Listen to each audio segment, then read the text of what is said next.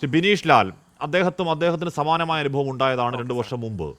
അതിഭീകരമാവണ്ണം അദ്ദേഹത്തിൻ്റെ തലയോട്ടിക്ക് തലയോട്ട് തകർന്നു, കൈയൊടിഞ്ഞു. ഇപ്പോൾ ഒരുപക്ഷെ അഖിൽ ഇപ്പോൾ ഉണ്ടായ ഭാഗ്യം അങ്ങനെ പൂർണ്ണാർത്ഥത്തിൽ എന്ന് പറഞ്ഞാൽ അങ്ങനെ പറയാനും പറ്റില്ല. കാര്യം മരണമുഖം വരെ എത്തി ജീവിതത്തിലേക്ക് മടങ്ങി വന്ന ആളാണ്. അദ്ദേഹത്തിൻ്റെ തലയോട്ടി തകർന്നിരുന്നു. തലയോട്ടി തകർന്ന് ശസ്ത്രക്രിയ നടത്താനാവാതെ തലയോട്ടിയുടെ ഒരു ഭാഗം അദ്ദേഹത്തിൻ്റെ വയറ്റിനകത്ത് ഡോക്ടർമാർ സൂക്ഷിച്ചു. അത് കഴിഞ്ഞ് ശസ്ത്രക്രിയക്കുള്ള സമയമായപ്പോൾ തലയോട്ടിയുടെ വയറ്റിൽ സൂക്ഷിച്ച തലയോട്ടിയുടെ ഭാഗമെടുത്ത ശസ്ത്രക്രിയ പൂർത്തിയാക്കി. അങ്ങനെയൊക്കെയുള്ള വലിയ ദുരനുഭവം കാരണം എന്താണ്? ഒരു പട്ടിയാണ്. ശ്രീ ബിനീഷ് ലാൽ, ഇപ്പോൾ എന്തെങ്കിലും കാര്യമായ ആരോഗ്യ പ്രശ്നമുണ്ടോ?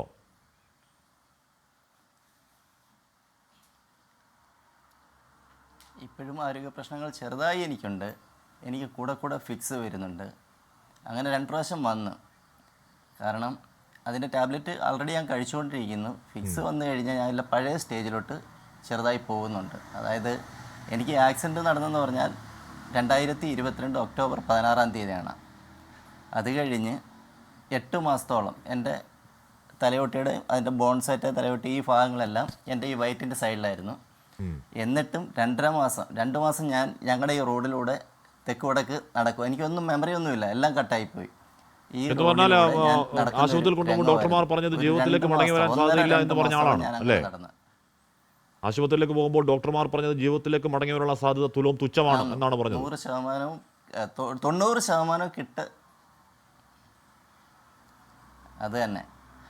അങ്ങനെ അത് കാരണം തലയോട്ടി എടുത്ത്, കാരണം വെച്ചാൽ ഏത് സമയം ബ്ലീഡിങ് ഉണ്ടാവാൻ സാധ്യതയുണ്ട്.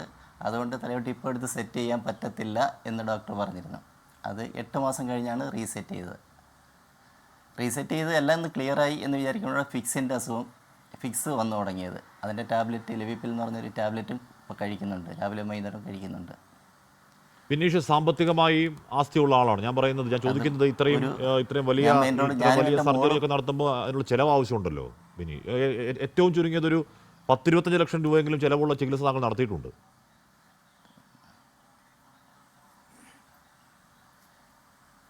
തീർച്ചയായിട്ടും.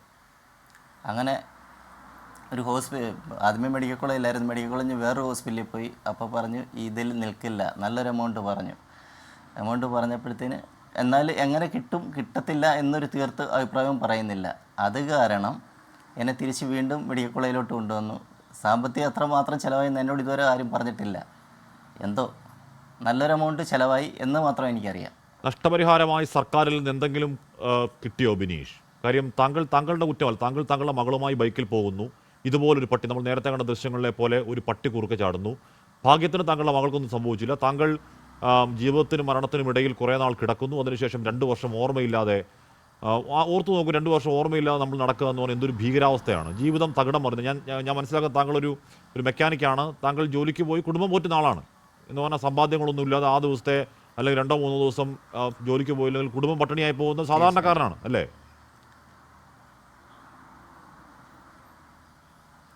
ആ സാധാരണക്കാരനാണ് ഞാൻ.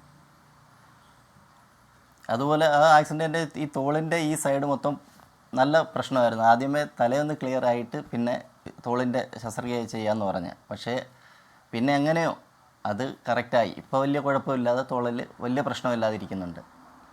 എന്തെങ്കിലും നഷ്ടപരിഹാരത്തിന് എവിടെ സമീപിക്കുകയോ എന്തെങ്കിലും സഹായം കിട്ടിയോ ബിനീഷ്?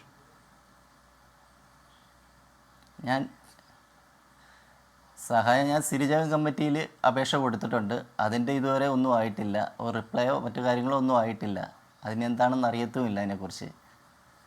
5 പൈസ ഇതുവരെ കിട്ടിയിട്ടില്ല.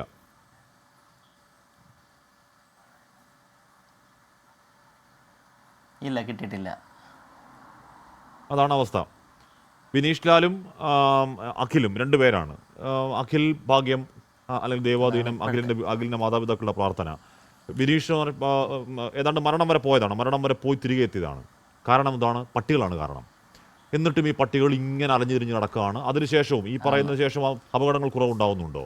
അല്ലെങ്കിൽ മരണങ്ങൾ കുറവുണ്ടാവുന്നുണ്ടോ? പേവിഷബാധ കുറവുണ്ടാവുന്നുണ്ടോ? നായകടി കുറവുണ്ടോ? ഒന്നും ഉണ്ടാവുന്നില്ല. നായകൾ അങ്ങനെ സ്വൈര്യവിഹാരം നടത്തുമ്പോഴും നമ്മുടെ സംവിധാനങ്ങൾ അനങ്ങാതെ മിണ്ടാതെ അങ്ങോട്ടും ഇങ്ങോട്ടും പന്ത് തട്ടി കളിക്കുകയാണ്.